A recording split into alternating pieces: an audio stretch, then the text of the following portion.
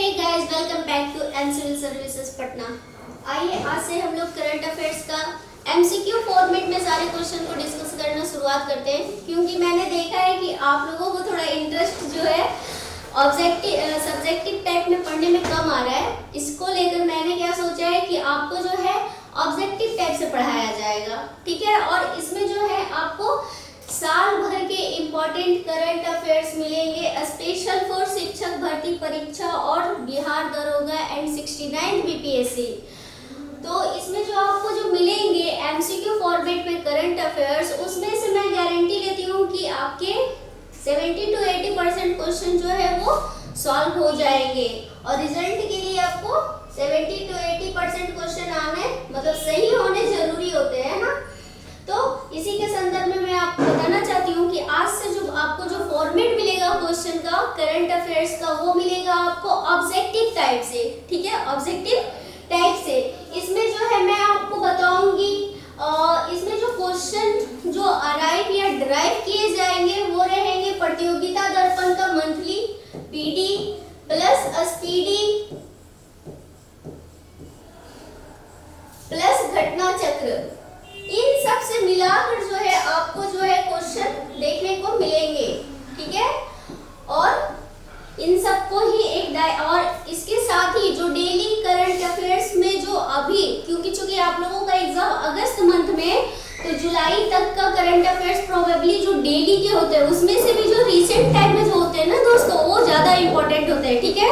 तो इसलिए जो है आपको क्या पढ़ना है, तो डेली में भी जो इम्पोर्टेंट क्वेश्चन आएंगे, लाइक आज के जो क्वेश्चंस हैं कि संसद भवन का उद्घाटन हो चुका है ना, तो संसद भवन के बारे में जो होलसम तैयारी है उसके बारे में जो उसमें से जो इम्पोर्टेंट क्वेश्चन निकल सकते हैं, लाइक दैट कि बीपीएससी ने पूछा था कि संसद भवन का जो प्रोजेक्ट है वो किस प्रोजेक्ट के तहत तैयार हो रहा है और कितना करोड़ का लागत है।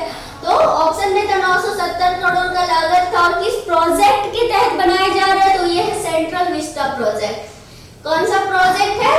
Central Vista project. तो इस तरह के जो इम्पोर्टेंट डेली के करंट अफेयर्स होंगे वो भी आपको एमसीक्यू के थ्रू ही देखने को मिल जाएंगे, और साल भर के पीडी, एसपीडी और घटना चक्र के करंट अफेयर्स का मगज आपको देखने को मिलेगा। तो आप लोग फ्रेंड्स मेरे द्वारा जो किया जा रहा जो प्रयास है उसको बहुत सारा प्यार दिखाइए, और चैनल को सब्सक्राइब कीजिए, लाइक कीजिए, कमेंट कीजिए और शेयर कीजिए, क्योंकि आपका एक शेयर जो है हमको मोटिवेट ही नहीं करेगा बल्कि हमारे संस्था के लिए भी ये जो है मोटिवेशन का काम करेगा। तो आज शुरू करते हैं, आज हमारा मई मंथ का जो इम्पोर्टेंट करंट है उसको देखते हैं। इसके बाद एक इसका सेकेंड पार्ट भी आएगा मई के लास्ट में, जो मई मंथ का ही इम्पोर्टेंट करंट रहेगा, और कल से आपका स्टार्ट हो जाएगा इन तीनों मैगजीन्स का मगअप, ठीक है। तो चलिए आज से नए उत्साह और नए उमंग और नए जोश के साथ स्टार्ट करते हैं कि शिक्षक भर्ती परीक्षा में अपना परचम लहरा देना है। इसी उद्देश्य के साथ, इसी जुनून के साथ स्टार्ट करते हैं आज का हमारा सेशन, जिसका नाम है करंट अफेयर्स एमसीक्यू। चलिए, तो ये हमारे बोर्ड पे रहा पहला क्वेश्चन।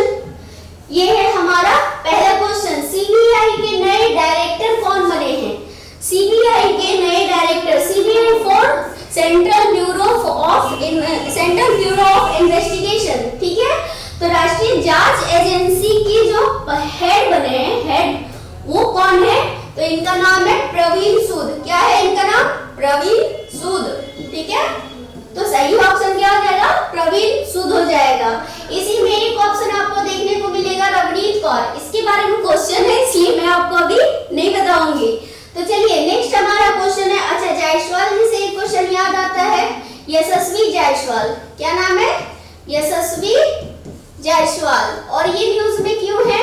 क्योंकि यशस्वी जायसवाल इन्होंने क्या किया है कि आईपीएल में राजस्थान रॉयल्स की तरफ से खेले हैं, और ये जो है 13 गेंद पर अर्धशतक लगा चुके हैं ना। तो ये सबसे कम गेंद पे अर्धशतक लगाने वाले पहले बल्लेबाज बन गए हैं, ठीक है। तो 13 गेंदों पे अर्धशतक लगाने वाले कौन है? यशस्वी जायसवाल हैं। चलिए नेक्स्ट हमारा क्वेश्चन है, ट्विटर की नई सीईओ कौन बनी है? ट्विटर कौन? चिड़िया है ना, ये हमारी जो चिड़िया है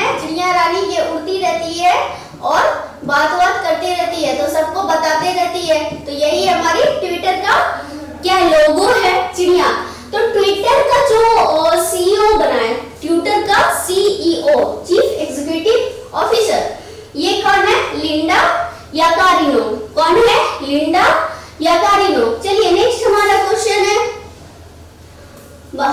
अंतरराष्ट्रीय प्रकाश दिवस कब मनाया जाता है? अब प्रकाश के लिए तो हम लोग अपने यहाँ हमारी संस्कृति में क्या है? दीपावली, दिवाली है ना, प्रकाश का त्योहार। लेकिन यहाँ पे इंटरनेशनल प्रकाश यानी कि इंटरनेशनल लाइट डे मनाया जा रहा है। और ये कब मनाया जा रहा है? क्वेश्चन में पूछा गया है। तो ये है 16 मई। ठीक है, किस दिन अंतरराष्ट्रीय लाइट दिवस मनाया जाता है? 16 मई को मनाया जाता है। ये इसी दिन को क्यों चुना गया है ना? ये भी क्वेश्चन पूछ सकता है। और इससे आपको एक एडिशनल इंफॉर्मेशन मिलेगा थियोरेटिकल का। ठीक है, तो इसलिए चुना गया है क्योंकि इसी दिन जो है लेजर लाइट का आविष्कार हुआ था, लेजर लाइट का खोज किया था। कौन किए थे? ठीक है, तो सबसे पहले आपसे क्वेश्चन जब पूछेगा कि अंतरराष्ट्रीय प्रकाश दिवस कब मनाया जाता है? 16 मई। किस लिए मनाया जाता है? क्योंकि लेजर लाइट खोजा गया था। और लेजर लाइट को खोजने वाले कौन थे? तो थियोडर एच मेमन। कौन थे? Theodore H Maiman. ठीक है, तो इससे आपको पता चल गया लेजर लाइट का। अगर आपसे साइंस में क्वेश्चन पूछे कि लेजर लाइट से कौन संबंधित है, तो थियोडर एच मेमन। अगर आपसे करंट में पूछे तो अंतरराष्ट्रीय प्रकाश दिवस कब? तो 16 मई को मनाया जाता है। चलिए नेक्स्ट हमारा क्वेश्चन है, विश्व हाइपरटेंशन दिवस कब मनाया जाता है? विश्व हाइपरटेंशन दिवस। अब टेंशन मतलब क्या होता है? जब आप किसी चीज को चिंता करते हो तो आपका जो है हार्मोन जो है वो इम्बैलेंस हो जाता है और आपका ब्लड सर्कुलेशन भी क्या हो जाता है? हाई हो जाता है। तो हाइपरटेंशन जो है वो किस चीज से इंडिकेट करता है? That is called high BP. BP क्या हो जाता है? हाई हो जाता है, तो उसको हाइपरटेंशन बोलते हैं। ठीक है, इस संदर्भ में आपको नमक कम खाना चाहिए, तेल मसाले वाले सामान को कम खाना चाहिए, बहुत सारे प्रिवेंटिव को यूज करना चाहिए। और इसीलिए जो है हाइपरटेंशन के प्रति लोगों के अंदर जागरूकता बढ़ाने के लिए जो है वर्ल्ड बैंक ने एक डे घोषित किया जिसका नाम है वर्ल्ड हाइपरटेंशन डे। और ये डे बेसिकली मनाया जाता है 17 मई को। किस दिन मनाया जाता है? 17 मई को। तो ये किस चीज से? बीपी से संबंधित है। और बीपी को हम लोग किस चीज से मापते हैं? सिर्फ गमो मैनोमीटर, सिर्फ गमो मैनोमीटर। ठीक है, मैनोमीटर। और बीपी का सिस्टोलिक और डायस्टोलिक कितना होता है? तो 120/80, यानी कि जितना जो व्यक्ति का इतना 120/80 है मतलब उसका बीपी क्योर है, उसको कोई प्रॉब्लम नहीं है। ठीक है, इससे ऊपर नीचे होता तो हाई बीपी या लो बीपी की शिकायत हो जाती है। और high BP equal to hypertension. ठीक है, चलिए नेक्स्ट हमारा क्वेश्चन है, भारत के नए कानून मंत्री कौन बने हैं? भारत के नए कानून मंत्री जो है वो कौन बने हैं? अर्जुन राम मेघवाल। कौन बने हैं? अर्जुन राम मेघवाल। कौन है? कानून मंत्री, न्यू कानून मंत्री।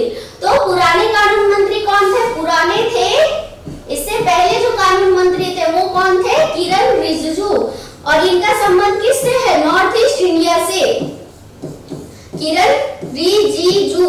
ठीक है, इनका संबंध किस चीज से है? नॉर्थ इंडिया से। ये पहले कानून मंत्री थे। और अब इनको कौन सा मंत्रालय दिया गया है? Ministry of earth science. ठीक है, ministry of earth science, that is called पृथ्वी विज्ञान मंत्रालय, इनको दिया गया है। चलिए नेक्स्ट है, और हमारी जो स्मृति ईरानी ये है क्या? कपड़ा मंत्री है ना। महिला लोग 1 गज का नहीं 5 गज का साड़ी पहनती है और स्मृति ईरानी भी साड़ी पहनती है। तो वस्त्र कपड़ा मंत्रालय इनके पास है। और ये पहले क्या थी? शिक्षा मंत्री भी, यानी मानव संसाधन मंत्री थे। फ्रांस का सर्वोच्च सम्मान Chevalier de la Legion de honour किसे प्रदान किया गया है? फ्रांस का सर्वोच्च सम्मान है, किस देश का है? तो सबसे पहले फ्रांस का है। और कौन सा? सेवेलियर डे ला लीजन ऑनर। ये जो है किसको प्रदान किया गया है? तो ये हमारे पीएम नरेंद्र मोदी जी को प्रदान किया गया है। इसी से मैं अभी रिसेंटली का 2 क्वेश्चन और आपको बता देती हूँ कि अभी जो है हमारे पीएम जो है पापुआ न्यू गिनिया गए थे। पापुआ न्यू गिनी गए थे। क्यों गए थे पापुआ न्यू गिनी? ठीक है, अभी जो गए मई में 19 से 24 के बीच में, तो ये गए थे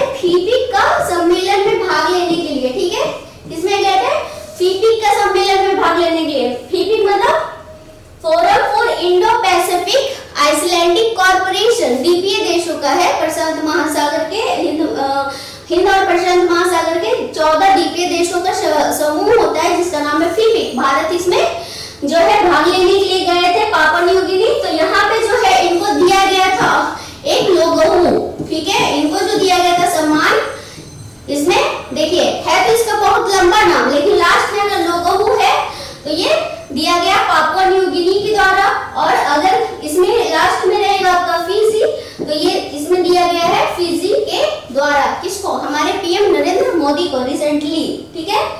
नेक्स्ट क्वेश्चन है हमारा आईएनएस मुर्मुगांव है ये, ठीक है, आईएनएस मुर्मुगांव,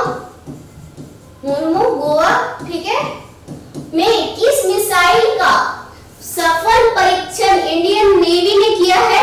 तो नेवी मतलब जल सेना, ठीक है, और इसमें जो है ब्रह्मोस मिसाइल का सफल परीक्षण किया गया है। ब्रह्मोस दो शब्दों से मिला है, रूस का मास्कोवा नदी और मास्कोवा से, ठीक है, और भारत का ब्रह्मपुत्र रिवर से मिलकर क्या बना है? ब्रह्मोस का उत्पत्ति हुआ, ब्रह्मोस शब्द का उत्पत्ति हुआ है, ठीक है।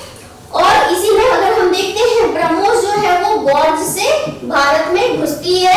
दियांग दिवांग इसकी सहायक नदियां हैं, ठीक है, दियांग दिवांग, मानस, लोहित, सुबानसिरी, धनसिरी, रायबरेली, जियाबरेली, ये सब क्या है? इनकी सहायक नदियां हैं। और ये आसाम है। जब ब्रह्मपुत्र जो है बांग्लादेश में घुसती है तो इसका नाम क्या रहता है? जमुना, ठीक है, और इससे पहले ये क्या रहती है? ब्रह्मपुत्र। और ये जब मेघना यानी कि पद्मा के साथ मिलती है, ठीक है, तो ये फिर मेघना बन जाती है, ठीक है। चलिए ये सब बहुत ज्यादा इंफॉर्मेशन हो जाएगा। नेक्स्ट है हमारा, ये है आकाश, पृथ्वी और अग्नि। ये जो है पटना मिसाइल सिस्टम का पार्ट है, ठीक है, पटना मिसाइल सिस्टम का पार्ट है। पृथ्वी, अग्नि, त्रिशूल, नाग और आकाश, ठीक है। चलिए नेक्स्ट हमारा क्वेश्चन है, अमेरिका का कौन सा राज्य जातिगत भेदभाव पर बैन लगाने के लिए विधेयक पास करने वाला पहला राज्य बन गया है? क्योंकि हम लोग देखते हैं कि हमारे यहाँ संघवादी व्यवस्था जो है उसमें क्या है, हम केंद्र से शक्ति राज्यों की तरफ जाती है ना, और अमेरिका में जो फेडरल सिस्टम है वहाँ राज्यों से मिलकर केंद्र का शक्ति निर्माण होता है, ठीक है, बस यही अंतर है। तो यहाँ पे क्या हो रहा है, अमेरिका में जो अमेरिका भारत में जैसे जातिगत की जड़ें बहुत गहरी है, उसी तरह से अमेरिका में भी कहीं ना कहीं थोड़ी बहुत इसका इफेक्ट देखने को मिलता है। और इस चीज के कारण जो है वहाँ के जो एक राज्य है, एक जो प्रोविंस है, उसने क्या किया, जातिगत भेदभाव जो आप करते हो उसको समाप्त करने के लिए कानून लाया है। और ऐसा करने वाला अच्छा राज्य हमारा कौन है? यूएसए में कैलिफोर्निया है, ठीक है। और कैलिफोर्निया में ही क्या है, मृत घाटी है जो ब्रह्मस है, और ये ज्वालामुखी क्षेत्र का और भूकंप क्षेत्र का भूकंप प्रवण क्षेत्र भी है, ठीक है। और नेक्स्ट हमारा क्वेश्चन है, 27वीं बार रिकॉर्ड माउंट एवरेस्ट पर फतह करने वाले कौन है? देखिए अभी रिसेंटली जो है पासांग देव शेरपा जो है उन्होंने 26वीं बार जो है माउंट एवरेस्ट का चढ़ाई सफलतापूर्वक कर लिया था। और इससे पहले 26 बार चढ़ने का रिकॉर्ड जो है वो हमारे कामिनीता शेरपा जी के पास था, ठीक है, यहाँ डोरपा नहीं है, शेरपा होगा, ठीक है, कामिनीता शेरपा जी के पास था। तो जब इनका रिकॉर्ड टूट गया तो उनको गुस्सा आ गया है ना, तो फिर से वो अपना नया रिकॉर्ड बनाने के लिए कहाँ पहुंच गए, फिर से एवरेस्ट चढ़ दिए। और ये कितने बार चढ़ दिए? इस तरह से ये 27वीं बार चढ़ गए, ठीक है। तो सही उत्तर क्या होगा इसका? कामिनीता शेरपा होगा। और बछेंद्री पाल महिलाओं में भी है जो माउंट एवरेस्ट की चढ़ाई कर चुकी है, और ये बहुत फेमस पर्वतारोही है, ठीक है। चलिए नेक्स्ट हमारा क्वेश्चन है, G7 देशों की बैठक किस देश में शुरू हुई? G7 यानी कि ग्रुप 7 यानी कि जो बड़े बड़े अर्थव्यवस्था वाले जो देश हैं उनका 7 देशों का जो समूह है उनको G7 बोला जाता है। और G7 की रिसेंटली बैठक जो है वो कहाँ कंडक्ट की गई है? तो जापान के हिरोशिमा में कंडक्ट की गई है। कहाँ की गई है? जापान के हिरोशिमा में कंडक्ट की गई है, ठीक है। सबसे पहले तो आपके लिए ये हो गया। देन अभी मैं आपको एक बार रिकॉल करवाना चाहूंगी कि जो जापान का जो हिरोशिमा है ये क्या है, तो ये बम के कारण जो है इसमें क्या हुआ था, 6 अगस्त 1945 को यहाँ पे कौन सा बम गिरा था? तो यहाँ पे लिटिल बॉय बम गिरा गिरा था। कौन सा बम गिरा था? लिटिल बॉय बम गिरा था, ठीक है। और इसके बाद ये यूरेनियम बम था, ठीक है, यूरेनियम बम था, यूरेनियम से बना हुआ था, ठीक है। और ये कौन सा? फ्यूजन या फिजन, नाभिकीय विखंडन का उदाहरण है। चलिए नेक्स्ट हमारा है, यहाँ पे हिरोशिमा से एक और क्वेश्चन निकल के आता है कि क्वाड समिट जो रिसेंटली जो सिडनी ऑस्ट्रेलिया में होने वाला था, क्वाड समिट जो सिडनी ऑस्ट्रेलिया में होने वाला था 2023 वाला, जिसके लिए हमारे पीएम दौरा करने गए थे, ये क्या हुआ? नहीं हुआ ऑस्ट्रेलिया में, तो कहाँ हुआ? तो ये अगेन क्या हो गया? क्वाड समिट हिरोशिमा में ही कंडक्ट करवा लिया गया है। तो इससे आपका क्वेश्चन एक बन जाएगा। जैसे कि आपने 67वीं बीपीएससी में देखा था कि G20 का मीटिंग जो है उसके लिए एक क्वेश्चन आया था कि दिल्ली में होगा कि श्रीनगर में। हम बच्चे ने यानी हम लोगों ने भी क्या पढ़ा था? G20 श्रीनगर में हो रहा है ना, मतलब जम्मू कश्मीर में, और ये क्वेश्चन गलत हो गया था। तो इससे क्या हम समझ में आ रहा है कि आपको मतलब पेपर पे तो नजर गड़ा के ही रखना है, ऐसा वाला चीज हो गया है ना। तो चलिए नेक्स्ट हमारा क्वेश्चन है,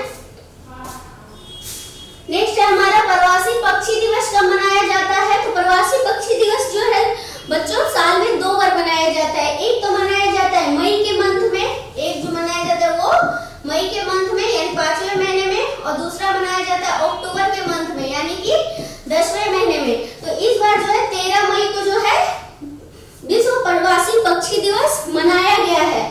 जैसे कि जैसे कि आपका हम लोग देख सकते हैं ग्रेट हॉर्नबिल, ये सब क्या है? ये सब जो प्रवासी पक्षी हैं जो मौसम के अनुसार क्या करते हैं? प्रवास करते हैं। जब साइबेरियन क्षेत्र में बहुत ज्यादा सर्दी पड़ती है तो वो हमारे यहाँ का सर्दी जो अपेक्षाकृत कम सर्दी वाला समय होता है उनकी कंटेक्स्ट में, तो वो हमारे यहाँ आ जाते हैं। जैसे कि ब्लैक पिंक टेल, ठीक है, ब्लैक पिंक टेल, ठीक है, पिनटेल, ये सब जो पक्षी है क्या होते हैं हमारे यहाँ आ जाते हैं। जैसे साइबेरियन क्रेन, साइबेरियन क्रेन, ये सब जो है आपको एनसीईआरटी के ज्योग्राफी में भी आपको देखने को मिल जाएगा अगर आप लोग थ्रोली एनसीईआरटी को पढ़ रहे हो तब, ठीक है। तो ये हो गया प्रवासी पक्षी। देन हमारा है एशिया का सबसे पहला सब सी रिसर्च लैब कहाँ बनाया गया है? सब सी रिसर्च लैब, कौन सा? सब सी रिसर्च लैब। तो यानी कि ये समुद्र के से संबंधित है और अनुसंधान को प्रमोट करती है, और ये जो है पुणे में बनाया गया है। पुणे कहाँ है? महाराष्ट्र में है।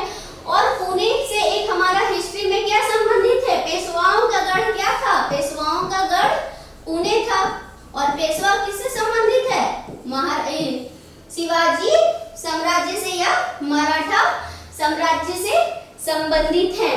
चलिए यहीं पे क्या है? आईआईटी पुणे भी है। यहाँ पे आपको क्या देखने को मिलेगा? आईआईटी पुणे देखने को मिलेगा। चलिए हमारा नेक्स्ट क्वेश्चन रहा, अभ्यास जो है एक एक्सरसाइज किया गया है जिसका नाम क्या है? जल राहत। इस एक्सरसाइज का नाम क्या है? जल राहत है। और इसका आयोजन भारतीय सेना द्वारा कहाँ किया गया है?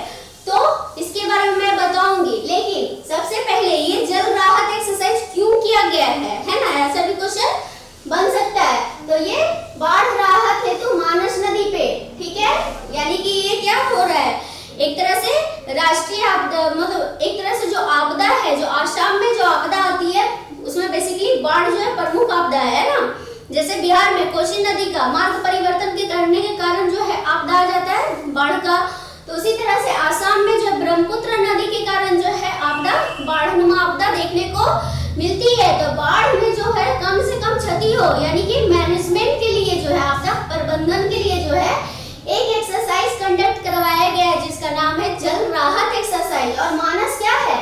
मानस जो है वो ब्रह्मपुत्र की सहायक नदी है, ठीक है, इसी नदी पे कंडक्ट करवाया गया। तो आपसे ये भी क्वेश्चन पूछ सकता है किस नदी पर? नॉट ब्रह्मपुत्र, ब्रह्मपुत्र की सहायक मानस नदी पर, ठीक है। चलिए तो इसका सही उत्तर क्या है? असम, असम, ठीक है। चलिए नेक्स्ट है हमारा क्वेश्चन, अंतरराष्ट्रीय संग्रहालय दिवस कब मनाया जाता है? अब देखिए यहाँ पे क्वेश्चन मिसमैच है, तो इसलिए आप इसमें यहाँ पे सारे में मैं कर लो, ठीक है। 18 में, 17 में, 19 में,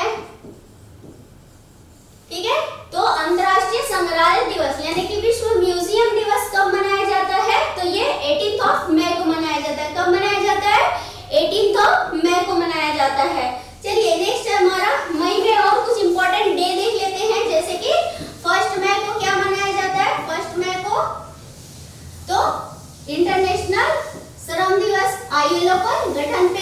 उसके बाद गुजरात और महाराष्ट्र दिवस, क्योंकि गुजरात और महाराष्ट्र जो है 1960 में क्या हुए थे, इसी दिन अलग हुए थे, ठीक है, डिवीजन हुआ था, जैसे कि बिहार से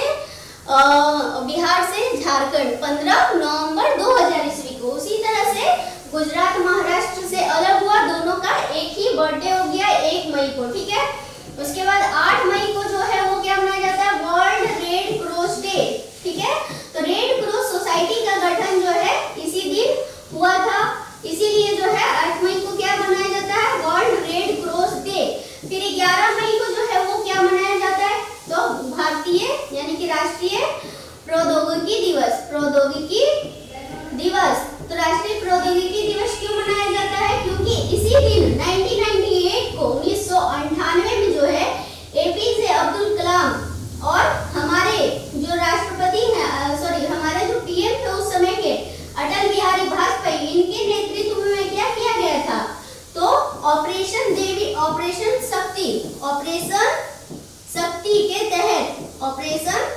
शक्ति के तहत क्या किया गया था, तो परमाणु पोखरण परीक्षण किया गया था, पोखरण परीक्षण 2 किया गया था। और इसी के याद में जो हम लोग क्या मनाते हैं प्रतिवर्ष 11 मई को, तो अंतरराष्ट्रीय प्रौद्योगिकी दिवस मनाते हैं। चलिए नेक्स्ट हमारा क्वेश्चन है, पेटीएम के नए सीईओ और अध्यक्ष कौन बने हैं, तो पेटीएम के जो है वो है भावेश गुप्ता। पेटीएम की कौन है, नए सीईओ भावेश गुप्ता। और इससे पहले आपने पढ़ा था किसका, तो हमारा ट्विटर का किसका है, ट्विटर की कौन है, तो लिंडा यकारिनो। ट्विटर की कौन है, लिंडा यकारिनो, लिंडा यकारिनो। चलिए नेक्स्ट हमारा क्वेश्चन है, कोस्टल सड़क मुंबई का नाम किसके नाम पर रखा गया है, यानी कि मुंबई का जो पहले कोस्टल सड़क जाना जाता था उसका नाम अब क्या हो गया है, तो संभाजी महाराज सड़क हो गया है, संभाजी महाराज सड़क। और ये संभाजी का संबंध जो है मराठा साम्राज्य से था, संभाजी का संबंध किससे था, मराठा साम्राज्य। और ये शिवाजी के क्या थे, शिवाजी के पुत्र थे, है ना। तो इन्हीं के नाम पे क्या किया गया है, कोस्टल सड़क बनाया गया। और शिवाजी क्या है, मराठा साम्राज्य के फाउंडर थे, ठीक है। और 1627 से 1680 के बीच का इनका समय काल रहा है, ठीक है। चलिए, और इनका जो है राजधानी मराठा साम्राज्य की प्रथम राजधानी जो थी वो क्या थी, तो रायगढ़ थी, ठीक है। क्या थी, रायगढ़ थी। चलिए नेक्स्ट हमारा क्वेश्चन है, कांस, यहाँ पे कॉम नहीं होगा, यहाँ पे कांस होगा, कांस, ठीक है। कांस फिल्म महोत्सव में भारत की तरफ से कौन प्रतिनिधित्व करेंगे, तो कांस सबसे पहले आपको ये याद रहना चाहिए कि कांस का ये 76वां श्रृंखला हुआ है और ये कहाँ हुआ है, पेरिस फ्रांस में। ऐसे भी ये पेरिस फ्रांस में ही होता है। और फ्रांस जो है किस नदी, यानी कि पेरिस जो है किस नदी के किनारे स्थित है, तो पाप नदी यानी कि सीन नदी, किस नदी, सीन रिवर के किनारे है, क्या है हमारा, फ्रांस, है ना। और यहीं पे जो है कांस फिल्म महोत्सव हुआ जिसमें भारत की तरफ से एल मुरुगन गए हैं, ठीक है। तो भारत की तरफ से कौन गए हैं, एल मुरुगन गए हैं। चलिए नेक्स्ट है हमारा, कर्नाटक में सदन के नए नेता, यानी कि विधायक दल के नेता भी इसको बोल सकते हैं, यहाँ पे सदन नहीं होना चाहिए, विधायक दल के नेता, ठीक है, विधायक दल के नेता, विधायक दल के नेता। कर्नाटक में विधायक दल के नेता कौन बने हैं, तो इनका नाम है सिद्धारमैया, यानी कि कर्नाटका के सीएम कौन बने हैं, तो सिद्धारमैया।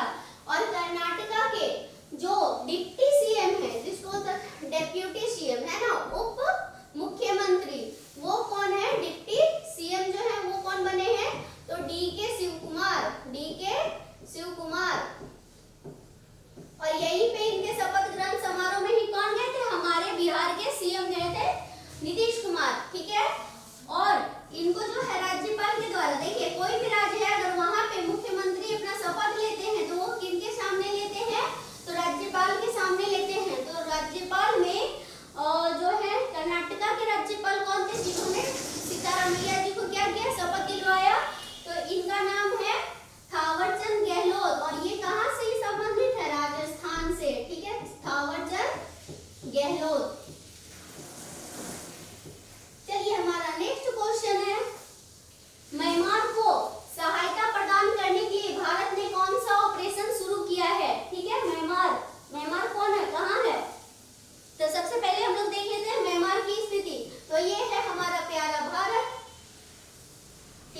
ये है अरबियन ओशियन और ये है बे ऑफ बंगाल और यहीं पे जो है हमारी म्यांमार की स्थिति है, ठीक है, म्यांमार की स्थिति है। और यहाँ पे जो है एक साइक्लोन ड्राइव हुआ था, इसका नाम था मोचा, ठीक है, साइक्लोन मोचा। इसका नामांकन किसने किया है? इसका नामांकन यमन देश ने किया है। ये सब क्वेश्चन आपसे पूछ सकता है। तो इस साइक्लोन मोचा के कारण जो है वो म्यांमार में काफी मात्रा में क्षति हुई, जिससे उबार पाने के लिए भारत ने अपने पड़ोसी धर्म को निभाते हुए जो है ऑपरेशन करुणा को कंडक्ट किया, ठीक है, ऑपरेशन करुणा को कंडक्ट किया। वहां पे अनाज, रसद और दवाई वगैरह की आपूर्ति सुनिश्चित करवाई गई, ठीक है। चलिए इसके साथ ही हम लोग देख लेते हैं, तीन और ऑप्शन है हमारा ऑपरेशन से संबंधित ही है। तो ऑपरेशन गंगा जो है वो कहाँ पे चलाया गया? तो ऑपरेशन गंगा जो है यूक्रेन में फंसे, रूस यूक्रेन युद्ध के कारण यूक्रेन में फंसे भारतीयों को बाहर निकालने के लिए क्या लाया गया? ऑपरेशन गंगा। तो ऑपरेशन गंगा कहाँ बही? यूक्रेन में जाके, है ना। और कावेरी नदी कहाँ बह रही है? तो सूडान में, ठीक है, कावेरी कहाँ बही? सूडान में। तो सूडान में शांति व्यवस्था स्थापित करने के लिए सूडान में फंसे भारतीयों को वापस लाने के लिए क्या लाया गया? ऑपरेशन कावेरी लाया गया। ऑपरेशन सद्भावना जो है जम्मू एंड कश्मीर में जो है भारतीय सेना के द्वारा चलाया गया मल्टीपर्पज उद्देश्यों की पूर्ति के लिए। तो हो गया क्या? गंगा कहाँ बही? यूक्रेन में, कावेरी सूडान में, सद्भावना कहाँ आया? जम्मू कश्मीर में। और इसी जम्मू कश्मीर में अभी G20 कंडक्ट हो चुका है। और करुणा किस पे हम लोग दिखाए? म्यांमार पे। अब देखिए दोस्ती भी है ना, तो इसको भी हम लोग जोड़ लेते हैं, ऑपरेशन दोस्ती। तो ऑपरेशन दोस्ती जो है ये हम लोग चलाए तुर्की के कंटेक्स्ट में, है ना। तुर्की में अभी रिसेंटली क्या हुआ था? तुर्की के हताई प्रोविंस तो बर्बादी हो चुका, किसके कारण? भूकंप के कारण। तो तुर्की में जो भीषण भूकंप आया, इससे जो है सुरक्षा प्रदान करने के उद्देश्य से जो है क्या चलाया गया? ऑपरेशन दोस्ती चलाया गया, ठीक है। इसके साथ ही एक और ऑपरेशन है, ऑपरेशन देवीय शक्ति, ठीक है, ऑपरेशन देवीय शक्ति। ये है हमारा अफगानिस्तान से संबंधित, है ना। ऑपरेशन देवीय शक्ति अफगानिस्तान से संबंधित है। तो इतने ऑपरेशन तो आई होप आपको याद रहने ही चाहिए, क्योंकि अभी रिसेंट ये सारा का संबंध एक साल के अंदर का ही है, कुछ का तो 6 महीने के अंदर का है, ठीक है। तो चलिए नेक्स्ट हमारा क्वेश्चन है, किस देश ने समलैंगिकता को अपराध की श्रेणी से मुक्त कर दिया है? समलैंगिकता मतलब होता है होमोसेक्स, है ना। तो यानी कि एक लड़की लड़की से शादी करती है, एक लड़का लड़का से शादी करता है, तो इस स्थिति को क्या बोलते हैं? समलैंगिक होना, है ना। तो समान लिंग के प्रति आकर्षण इक्वल टू समलैंगिकता। तो ये जो है हमारे, अगर हम लोग नेचुरल बर्थ सिस्टम को देखेंगे तो बोलेंगे हमारे कंटेक्स्ट में कि ये गलत चीजें है ना। लेकिन अब सोसाइटी ऐसे ही मूव कर रही है कि आपको जो है, आपको right to life, right to marriage है ना। तो आप अपने अनुसार जो है जीवन साथी का चयन भी कर सकते हो।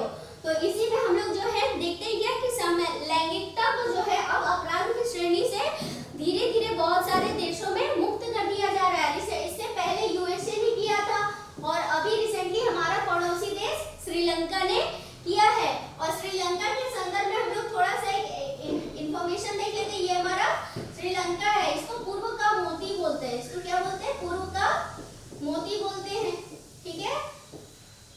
और यहाँ पे क्या है? हमारा एक चैनल है भारत और श्रीलंका के बीच में, ठीक है। इसका है क्या? पाक स्ट्रेट, ठीक है। इसको क्या बोलते हैं? पाक स्ट्रेट बोलते हैं, ठीक है, पाक जलसंधि बोलते हैं। इसके बारे में और भी बहुत सारी चीजें हैं जो आपको याद रहनी चाहिए। चलिए नेक्स्ट है हमारा समुद्र शक्ति एक्सरसाइज 2023, ठीक है। 23 मतलब क्या हुआ? 2023। तो समुद्र शक्ति, तो 2 समुद्र शक्तियों के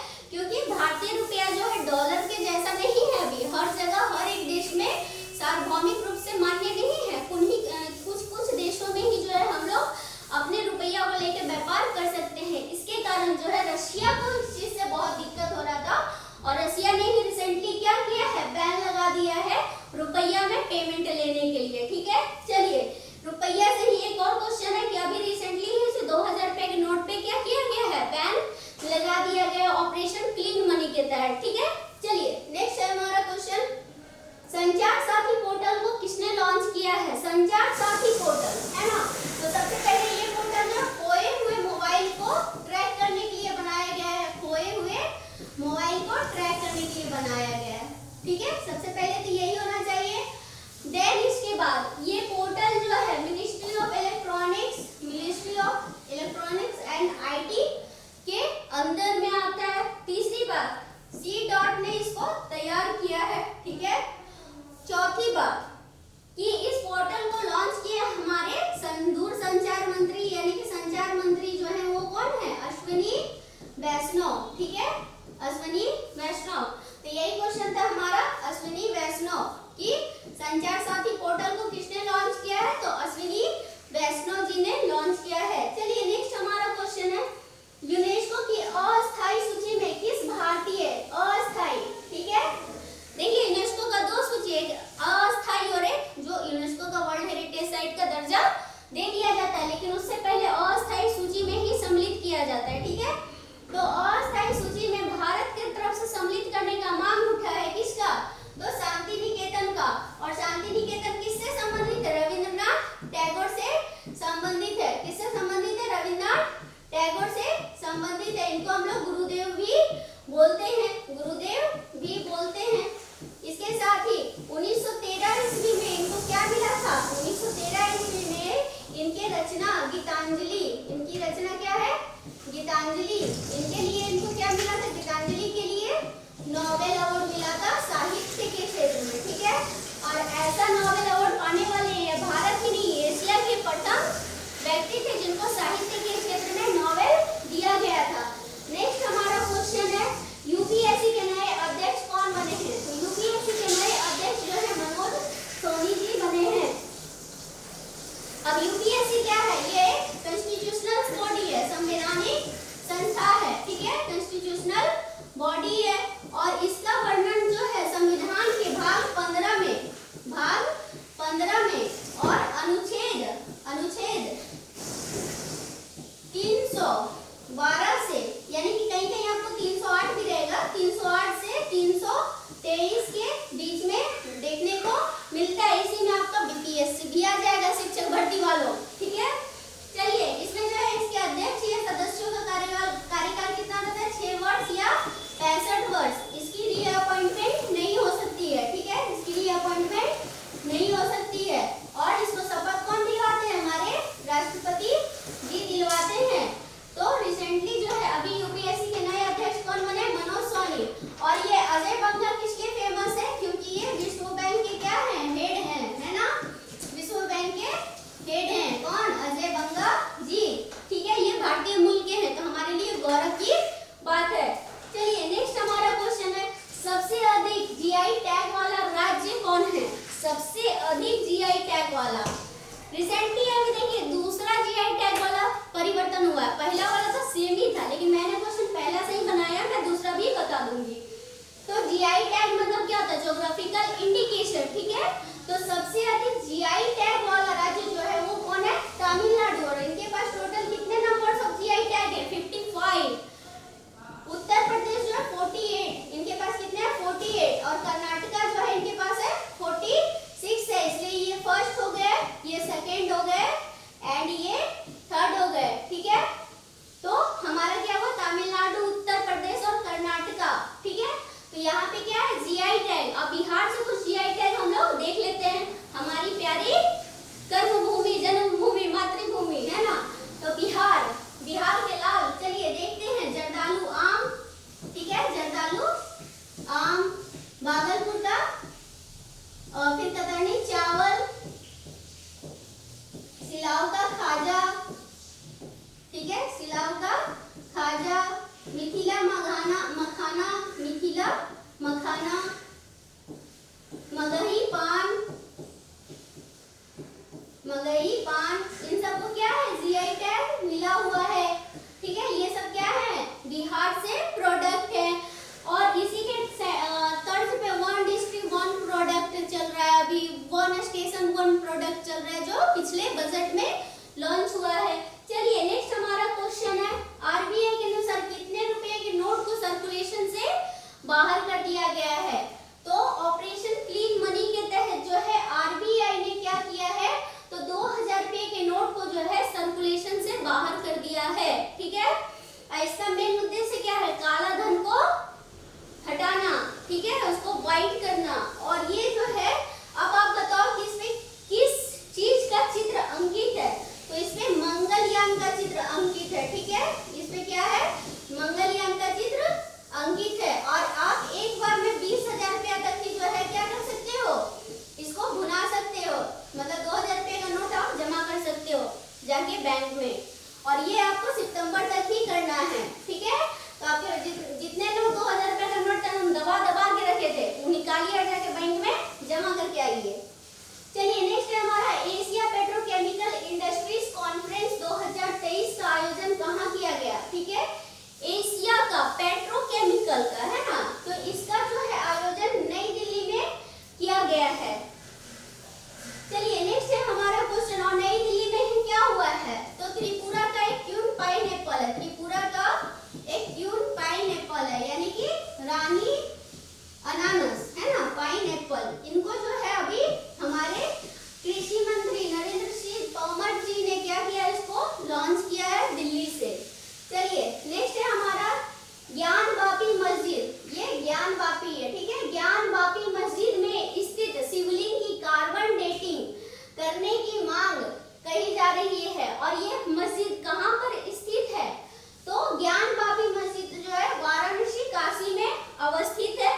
और ज्ञान वापी मंदिर में कार्बन डेटिंग, तो कार्बन डेटिंग C14 है ना, C14 equal to carbon dating इसका इंडिकेटर होता है। इसमें कार्बन के नंबर्स के हिसाब से तय किया जाता है कि कोई वस्तु कितना साल पुराना है। ठीक है, तो चलिए नेक्स्ट हमारा क्वेश्चन है, सीसीआई के नए अध्यक्ष होगा यहाँ पे। ठीक है, अध्यक्ष या अध्यक्षता कौन बने हैं? तो सीसीआई का मतलब होता है भारतीय प्रतिस्पर्धा आयोग। ठीक है, भारतीय प्रतिस्पर्धा आयोग, कंपटीशन कमीशन ऑफ इंडिया, इसके नए अध्यक्ष कौन बने हैं? और इनका जो गठन हुआ है 1990 मतलब 1999 के एक्ट से होता है सीसीआई का गठन। और इसके जो नए अध्यक्ष बने हैं ये हैं रवनीत कौर, ये एक महिला है। और सीसीआई के पद पर आसीन होने वाली प्रथम महिला हो गई है, प्रथम महिला। ये भी आपसे क्वेश्चन बन सकता है कि सीसीआई की प्रथम महिला अध्यक्ष तो रवनीत कौर, और सीसीआई की वर्तमान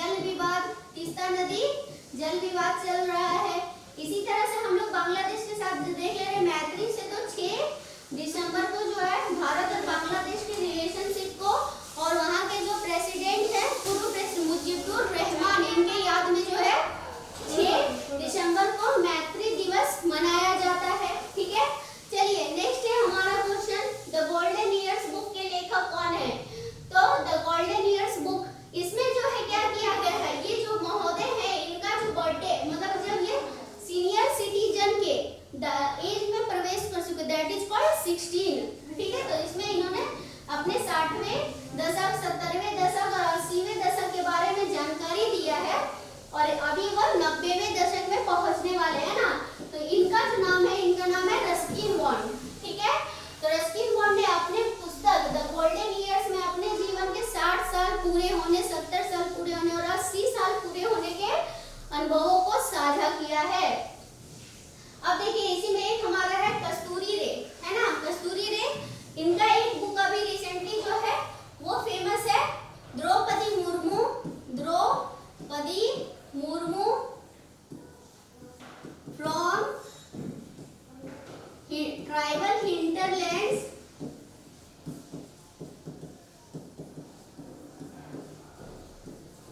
टू रायसीना हिल्स, ठीक है, रायसीना हिल्स। देखिए रायसीना हिल्स क्या है, तो रायसीना पहाड़ियों पे ही हमारा राष्ट्रपति भवन अवस्थित है और रायसीना हिल्स यानी कि जब ये द्रौपदी मुर्मू जो उड़ीसा के संथाल जनजाति से संबंधित है, भारत की प्रथम जनजाति महिला राष्ट्रपति और दूसरी महिला राष्ट्रपति, इनका जो है अपने जनजातीय क्षेत्र से सफर और अभी का जो रॉयल सीमा क्षेत्र तक का जो सफर है, इसके बारे में जो है वर्णन जो किया है ये कस्तूरी रे ने किया है इस बुक के माध्यम से। तो ये भी क्वेश्चन इंपॉर्टेंट हो जाता है। My life as a design, my life as a design, ठीक है। डिजाइन, तो डिजाइनर कौन है, आर्किटेक्चर मतलब कि इंटीरियर डिजाइनर है शाहरुख खान की बीबी गौरी खा, तो इनके द्वारा ही ये बुक लिखा गया है, ठीक है। My life as a design, तो my life as a design किसके द्वारा लिखा गया, गौरी खा के द्वारा लिखा गया है। चलिए नेक्स्ट है, भारत की पहली क्वाड टैक्सी कहाँ शुरू हुई है, ठीक है। तो ये जो है न्यूटन के थर्ड गति नियम का जो है एक्सेप्शनल है, ये अपवाद है, ठीक है। कौन, तो क्वाड टैक्सी, ठीक है। तो ये जो है यूपी के नोएडा क्षेत्र में इसको लॉन्च किया गया है। चलिए नेक्स्ट है हमारा क्वेश्चन, 82वें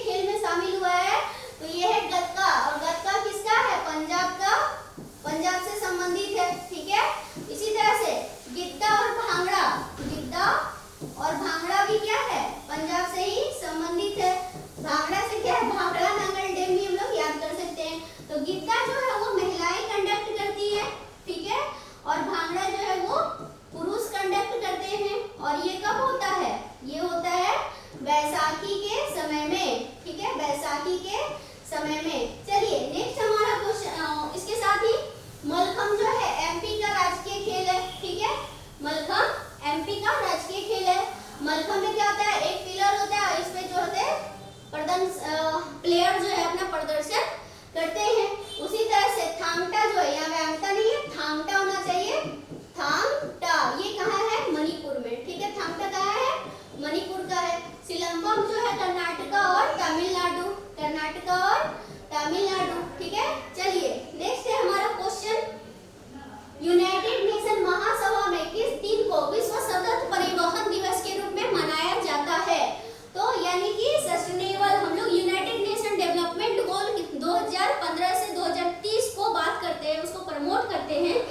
तो हर एक चीज में सस्टेनेबिलिटी आ जाए, सततता और निरंतरता आ जाए, पर्यावरण के अनुकूल हर एक चीजें हैं हो, इसी के उद्देश्य से जो है यूनाइटेड नेशन जनरल असेंबली ने क्या किया है, तो ट्रांसपोर्टेशन सिस्टम में भी क्या है, तो प्रकृति को बढ़ावा देना, प्रकृति के तालमेल के साथ जो है वो यातायात परिवहन को दुरुस्त करना है। इसके उद्देश्य से जो है विश्व सतत परिवहन दिवस मना रहा है और ये प्रतिवर्ष 26 नवंबर को मनाया जाता है। 26 नवंबर भारतीय इतिहास और भारत के संदर्भ में भी बहुत इंपॉर्टेंट है। सबसे पहले कि 26 नवंबर 1949 को जो है हमारा संविधान जो है वो अंगीकृत, अधिनियमित और आत्मार्पित हो चुका था, ठीक है, हमारा संविधान है ना। उसके साथ ही 26 नवंबर को जो है हम लोग इसलिए जो है हम लोग क्या मनाते हैं, तो विधि दिवस, राष्ट्रीय विधि दिवस या फिर संविधान दिवस, ठीक है, संविधान दिवस मनाते हैं, ठीक है। चलिए नेक्स्ट है हमारा, इसी के साथ